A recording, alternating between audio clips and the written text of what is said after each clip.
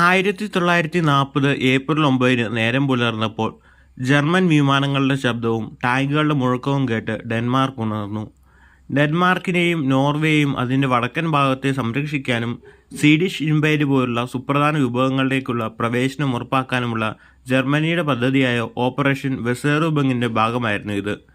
Denmark തന്നെ പരിമിതമായ തന്ത്രപരമായ മൂല്യം കൈവശം വെച്ചിരിക്കുമ്പോൾ നോർവേയിലേക്കുള്ള ഒരു ഗേറ്റ്വേ എന്ന നിലയിലും സ്കാൻഡിനേവിയയിലെ ജർമ്മൻ പ്രവർത്തനങ്ങൾക്കുള്ള സ്റ്റേജിംഗ് ഗ്രൗണ്ട് എന്ന നിലയിലും അത് നിർണായകമായിരുന്നു.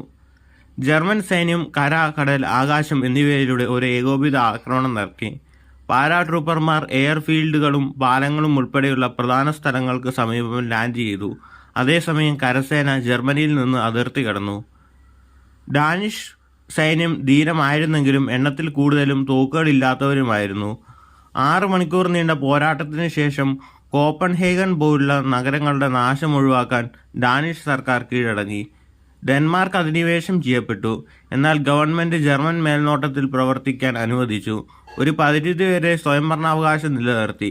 ഈ ക്രമീകരണം അധിനിവേശത്തിൻ്റെ ആദ്യ വർഷങ്ങളിൽ പ്രതിരോധം കുറച്ചു. 1940 തുടക്കത്തോടെ നോർവേയുടെ തന്ത്രപരമായ പ്രാധാന്യം വ്യക്തമായിരുന്നു. അതിൻ്റെ നീണ്ട തീരപ്രദേശം വടക്കൻ കടലിലേക്ക് പ്രവേശനം നൽകി. അതിൻ്റെ തുറമുഖങ്ങൾ, പ്രത്യേകിച്ച് നാർവിക്, ജർമ്മനിയുടെ യുദ്ധതന്ത്രത്തിന് ആവശ്യമായ സ്വീഡിഷ് ഇരുമ്പയിര് കൊണ്ടുപോകുന്നതിൽ നിർണായകമായിരുന്നു.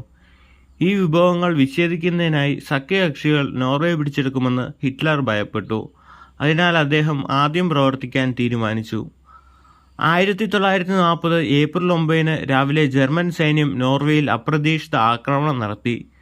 നാവികവ്യോമ കരസേനകളെ സംയോജിപ്പിച്ച് അതിസൂക്ഷ്മമായി ആസൂത്രണം ചെയ്തതായിരുന്നു ആക്രമണം. ഓസ്ലോ, ബെർഗൺ, ട്രോണ്ട്ഹൈം, നാർവിക് തുടങ്ങിയ പ്രധാന നഗരങ്ങൾ ഒരേ സമയം ലക്ഷ്യമിട്ടു. ജർമ്മൻ യുദ്ധക്കപ്പലുകൾ നോർവീജിയൻ തുറമുഖങ്ങളിൽ പ്രവേശിച്ചു. തന്ത്രപരമായ സ്ഥലങ്ങളുടെ നിയന്ത്രണം പെട്ടെന്ന് പിടിച്ചെടുത്ത് സൈനികർ വിജയം കൈവരിച്ചു. എയർഫീൽഡുകളും പ്രധാന ഇൻഫ്രാസ്ട്രക്ചറുകൾ പിടിച്ചെടുക്കാൻ പാരാട്രൂപ്പർമാരെ വിന്യസിച്ചു. ശക്തികളുടെ വേഗത്തിലുള്ള ചലനം ഉറപ്പാക്കി. നോർവീജിയൻ സൈന്യം ധീരമായി പോരാടുമ്പോൾ ജർമ്മൻ ആക്രമണത്തിൻ്റെ തോതിലും വേഗതയിലും അവർ കീഴടങ്ങാൻ തയ്യാറായില്ല. നോർവീജിയൻ രാഷ്ട്രീയക്കാരനായ വിറ്റ്കുൻ കിസിൻ്റെ സ്വയം നേതാവായി പ്രഖ്യാപിക്കുകയും നാസികളുമായി സഹകരിക്കുകയും ചെയ്തു. നോർവേയുടെ പ്രതിരോധ ശ്രമങ്ങൾക്ക് തുരങ്കം വെച്ചു. തുറമുഖ നഗരമായ നാർവിക് പ്രചാരണത്തിൻ്റെ കേന്ദ്രബിന്ദുവായി. ഇരുമ്പയിര് കയറ്റുമതിക്ക് ഇത് അത്യന്താപേക്ഷിതമായിരുന്നു. ജർമ്മനിയും സഖ്യകക്ഷികളും അതിൻ്റെ പ്രാധാന്യം തിരിച്ചറിഞ്ഞു. ജർമ്മൻ സൈന്യവും ബ്രിട്ടീഷ്, ഫ്രഞ്ച്, പോളിഷ്, നോർവീജിയൻ സൈനികരുടെ സഖ്യകക്ഷികളും തമ്മിൽ കടുത്ത യുദ്ധങ്ങൾ നടന്നു. യുദ്ധത്തിൽ ജർമ്മനിയുടെ ആദ്യത്തെ സുപ്രധാന പരാജയം അടയാളപ്പെടുത്തി. നാർവിക് തിരിച്ചുപിടിക്കുന്നതിൽ സഖ്യകക്ഷികൾ തുടക്കത്തിൽ വിജയിച്ചു. എന്നിരുന്നാലും 1940 മെയ് മാസത്തിൽ ഫ്രാൻസിലെ ജർമ്മൻ അധിനിവേശം നോർവേയിൽ നിന്ന് തങ്ങളുടെ സൈന്യത്തെ പിൻവലിക്കാൻ സഖ്യകക്ഷികളെ നിർബന്ധിതരാക്കി. രാജ്യം ജർമ്മൻ നിയന്ത്രണത്തിലേക്ക് വിട്ടു. 1940 ജൂൺ 10 നോർവേ പൂർണ്ണമായും ജർമ്മനിയുടെ അധീനതയിലായി. ഹാക്കോൺ 7-ാമൻ രാജാവും നോർവീജിയൻ സർക്കാരും ബ്രിട്ടനിലേക്ക് പലായനം നൽകി. അവിടെ അവർ ചെറുത്തുനിൽപ്പിന് പിന്തുണ നൽകി. ഇനി ജർമ്മനിയുടെ നെതർലാൻഡ്സിലേക്കുള്ള അധിനിവേശമാണ് നോക്കുന്നത്. 2ാം ലോക മഹായുദ്ധ സമയത്ത് ജർമ്മനിയുടെ നെതർലാൻഡ്സ് ആക്രമണം വേഗമേറിയതും വിനാശകരവുമായ ഒരു പ്രചാരണമായിരുന്നു.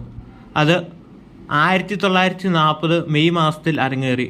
എന്നിരുന്നാലും അതിൻ്റെ തന്ത്രപരമായ സ്ഥാനം അതിനെ ഫാൾഗൾബ് എന്ന പദ്ധതിയുടെ ഭാഗമാക്കി ഇരുന്നു. അതായത് ഫാൾഗൾബ് എന്ന് പറയുന്നത് ജർമ്മനിക്ക് ഫ്രാൻസിലെത്താനുള്ള ഒരു പദ്ധതിയായിരുന്നു. അതായത് നെതർലാൻഡ്സും ബെൽജിയവും വഴി ഫ്രാൻസിലെത്തുക. നെതർലാൻഡ്സ് യുദ്ധത്തിൽ തുടക്കത്തിൽ നിഷ്പക്ഷത പാലിച്ച ഒരു രാജ്യമായിരുന്നു. എന്നാൽ പോലും ഫാൾഗൾബിൻ്റെ ഭാഗമായി ഫ്രാൻസിലോട്ടെത്താൻ വേണ്ടി നെതർലാൻഡ്സിനെയും ജർമ്മനി ആക്രമിക്കുകയാണ്. 1940 മെയ് 10 ജർമ്മൻ സൈന്യം നെതർലാൻഡ്സിന് നേരെ ആക്രമണം നടത്തി. ബ്ലിറ്റ്സ്ക്രീഗ് തന്ത്രങ്ങൾ പ്രയോഗിച്ചു. ദ്രുതഗതിയിലുള്ള കരമുന്നേറ്റങ്ങൾ, വ്യോമാക്രമണങ്ങൾ, പാരാട്രൂപ്പർ വിന്യാസങ്ങൾ എന്നിവയുടെ സംയോജനമായിരുന്നു ജർമ്മനിയുടെ യുദ്ധം. ജർമ്മൻ പാരാട്രൂപ്പർമാർ തന്ത്രപ്രധാന സ്ഥാനങ്ങൾ സുരക്ഷിതമാക്കാൻ ഇറങ്ങിയപ്പോൾ റോട്ടർഡാമിനും ഹേഗിനും സമീപമുള്ള പ്രധാന എയർഫീൽഡുകൾ ജർമ്മനി പിടിച്ചെടുത്തു. ഡച്ച് സൈന്യം ധീരമായിരുന്നെങ്കിലും ജർമ്മൻ സേനയുടെ അതിശയകരമായ ശക്തിയെ നേരിടാൻ വേണ്ടത്ര സജ്ജരായിരുന്നില്ല. ആക്രമണത്തിലെ ഏറ്റവും കുപ്രസിദ്ധമായ സംഭവങ്ങളിലൊന്ന് നടക്കുന്നത് മെയ് 14 അതായത് റോട്ടർഡാമിലെ ബോംബാക്രമണമായിരുന്നു. അത് ലുത്വഫ എന്ന ജർമ്മനിയുടെ എയർഫോഴ്സ് നഗരത്തിൽ വിനാശകരമായ വ്യോമാക്രമണം അഴിച്ചുവിട്ടു. ഇത് വ്യാപകമായ നാശത്തിന് കാരണമാവുകയും ആയിരക്കണക്കിന് സാധാരണക്കാർ കൊല്ലപ്പെടുകയും ചെയ്തു. ഡച്ച് സർക്കാരിനെ കീഴടക്കാൻ ഈ ബോംബാക്രമണം നിർണായകമായി. ആ ബോംബാക്രമണത്തോടെ ഡച്ച് സർക്കാർ കീഴടങ്ങി. അങ്ങനെ അതിൻ്റെ ചെറുത്തുനിൽപ്പ് അവസാനിക്കുകയും ജർമ്മനി നെതർലാൻഡ്സിനെ കീഴടക്കുകയും ചെയ്തു. ജർമ്മനി അതിൻ്റെ ഷിഫ്റ്റ് പദ്ധതിയുമായി മുൻപോട്ട് പോവുകയാണ്. അതായത് ബെൽജിയം നിഷ്പക്ഷമായിട്ട് നിൽക്കുന്ന ഒരു രാജ്യമാണ്. എന്നാൽ ബെൽജിയത്തിൽ കൂടി അതിവേഗം മുന്നേറി ഫ്രഞ്ചുകാരെ മറികടക്കാനുള്ള അതിമനോഹരമായൊരു തന്ത്രം ജർമ്മനിയുടെ ഭാഗത്തു നിന്ന് ഉണ്ടാകുന്നുണ്ട്. പക്ഷേ ബെൽജിയം അങ്ങനെ പെട്ടെന്ന് കീഴടങ്ങാൻ തയ്യാറായിരുന്നില്ല. ബെൽജിയത്തിലെ ആൽബ്രട്ട് ഒന്നാമൻ രാജാവിൽ നിന്നാണ് കഥ ആരംഭിച്ചത്. തൻ്റെ രാജ്യത്തിൻ്റെ നിഷ്പക്ഷതയെ പ്രതിരോധിക്കാനുള്ള ദൃഢനിശ്ചയം ലോകമെമ്പാടും പ്രതിധ്വനിച്ചു. ബെൽജിയൻ പട്ടാളക്കാർ എണ്ണത്തിൽ കൂടുതലും സജ്ജീകരണമില്ലാത്തവരുമായിരുന്നു. എങ്കിലും ധൈര്യത്തോടും ധിക്കാരത്തോടും കൂടി തങ്ങളെ തന്നെ അണിനിരത്തി. ജർമ്മൻ ജഗ്ഗർ നൗട്ടിനെ മന്ദഗതിയിലാക്കാൻ അവർ ദൃഢനിശ്ചയം ചെയ്ത് കോട്ടകൾ സൃഷ്ടിക്കുകയും ആവേശകരമായ പ്രതിരോധം സംഘടിപ്പിക്കുകയും ചെയ്തു.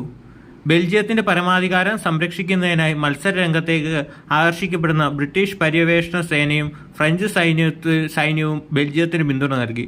അതായത് ബ്രിട്ടൻ്റെയും ഫ്രാൻസിൻ്റെയും സൈന്യം ബെൽജിയത്തിൽ ഒത്തുകൂടുകയും അങ്ങനെ ജർമ്മനിക്കെതിരെ ശക്തമായൊരു പ്രതിരോധ ആക്രമണം, അതായത് അറ്റാക്ക് ചെയ്യുമ്പോൾ തിരിച്ച് ഡിഫെൻഡ് ചെയ്തുകൊണ്ട് വളരെ ശക്തമായ ആക്രമണം നൽകാൻ ബ്രിട്ടൻ്റെയും ഫ്രാൻസിൻ്റെയും സൈന്യങ്ങൾ കൂടി ബെൽജിയത്തിലോട്ട് വരുന്നുണ്ട്. എന്നാൽ ജർമ്മൻ സൈനികരുടെ ശക്തി അജയ്യമായിരുന്നു. അവർ തീജ്വാലകളെ പോലെ യുദ്ധം ചെയ്തു. ലീച്ച്, നമൂർ, ബ്രസൽസ് തുടങ്ങിയ നഗരങ്ങൾ ധീരതയുള്ള പോരാട്ടങ്ങൾ കാഴ്ചവെച്ചു. എങ്കിൽ പോലും ജർമ്മനിയുടെ യുദ്ധതന്ത്രം തടയാൻ അവർക്കാർക്കുമായില്ല. മികച്ച ഫയർ പവർ, തന്ത്രപരമായ കൃത്യത, നിർദ്ദയമായ നിശ്ചയദാർഢ്യം എന്നിവ ഉപയോഗിച്ച് ജർമ്മൻ സൈന്യങ്ങൾ ബെൽജിയത്തിൻ്റെ കോട്ടകൾ ഒന്നൊന്നായി തകർത്തു. ഫ്രാൻസിലേക്കുള്ള മുന്നേറ്റത്തിന് മുന്നോടിയായി ബെൽജിയത്തിലെ ഓരോ സ്ഥലങ്ങളും ജർമ്മനി പിടിച്ചടക്കി. അഡോൾഫ് ഹിറ്റ്ലറുടെ നേതൃത്വത്തിൽ ജർമ്മനി ഭൂഖണ്ഡത്തിലുടനീളം സൈനിക ശക്തി അഴിച്ചുവിട്ടു. ഇപ്പോൾ അതിൻ്റെ നോട്ടം പടിഞ്ഞാറോട്ട് ഫ്രാൻസിലേക്ക് തിരിഞ്ഞു. തങ്ങളുടെ പ്രതിരോധത്തിൽ ആത്മവിശ്വാസമുള്ള ഫ്രഞ്ചുകാർ ജർമ്മനിയുമായുള്ള തങ്ങളുടെ അതിർത്തിയുള്ള കോട്ടകളുടെ ഒരു പരമ്പരയായ മാഗ്നോട്ട് ലൈനിനെ വളരെയധികം ആശ്രയിച്ചു. പക്ഷേ തലയുയർത്തി ആക്രമിക്കാൻ ജർമ്മനിക്ക് ഉദ്ദേശമില്ലായിരുന്നു. പകരം ജർമ്മൻ ഹൈക്കമാൻഡ് ധീരവും പാരമ്പര്യേതരവുമായൊരു തന്ത്രം ആവിഷ്കരിച്ചു. മെയിൻസ്റ്റെയിൻ പദ്ധതി. വലിയ സൈന്യങ്ങൾക്ക് കടന്നുപോകാൻ കഴിയില്ലെന്ന് ഫ്രഞ്ചുകാർ വിശ്വസിച്ചിരുന്ന ആർഡനസ് ഫോറസ്റ്റ് വഴിയുള്ള അപ്രതീക്ഷിത ആക്രമണമായിരുന്നു ഈ പദ്ധതിയിൽ ഉൾപ്പെടുന്നത്. ഒന്നാം ലോക മഹായുദ്ധത്തിൻ്റെ തന്ത്രങ്ങൾ ആവർത്തിക്കുമെന്ന് പ്രതീക്ഷിച്ച് സഖ്യകക്ഷികൾ ബെൽജിയത്തിൽ തങ്ങളുടെ പ്രതിരോധം കേന്ദ്രീകരിച്ചപ്പോൾ ജർമ്മനി ആർഡനസ് വഴി വേഗത്തിലുള്ള ആക്രമണം നടത്തി. ഫ്രഞ്ചുകാരെയും ബ്രിട്ടീഷുകാരെയും പൂർണ്ണമായി പിടികൂടി. 1940 മെയ് 10 ജർമ്മൻ അധിനിവേശം ആരംഭിച്ചു. ബ്ലിസ്ക്രീഗ് തന്ത്രങ്ങളുടെ സംയോജനം ഉപയോഗിച്ച് ടാങ്കുകൾ, കാലാൾപ്പട, വ്യോമ പിന്തുണ എന്നിവ ഉൾപ്പെടുന്ന ദ്രുതവും ഏകോപിതവുമായ ആക്രമണം ജർമ്മനി സഖ്യസേനയെ കീഴടക്കി. എർവിൻ റോമലിനെ പോലുള്ള കമാൻഡർമാരുടെ നേതൃത്വത്തിൽ ജർമ്മൻ ടാങ്കുകൾ ഫ്രഞ്ച് പ്രതിരോധത്തെ തകർത്തു. അതേസമയം ലുത്വോഫ ആകാശത്ത് ആധിപത്യം സ്ഥാപിച്ചു. സഖ്യകക്ഷികളെ പ്രതികരിക്കാൻ തുനിഞ്ഞു.